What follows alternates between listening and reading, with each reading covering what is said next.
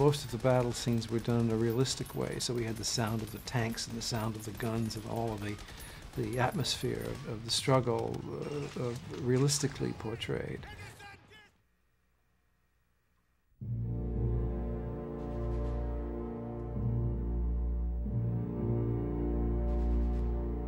And the music really struck the emotional part of it, and the quieter scenes, really.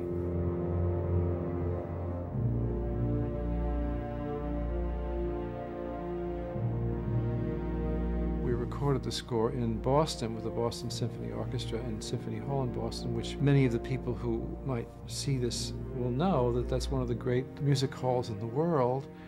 Just anecdotally, Tom Hanks was with us that day and was sitting in the audience in the empty Symphony Hall with Stephen just sitting in the balcony.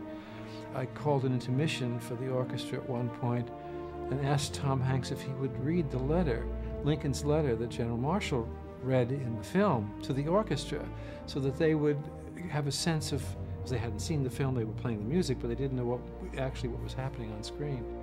I feel how weak and fruitless must be any words of mine.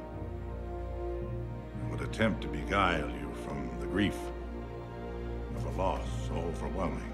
And Tom very sweetly stood up in the balcony, and the acoustic is so great in Symphony Hall, he was able to read the Lincoln letter to the orchestra, and they were all enormously moved by it.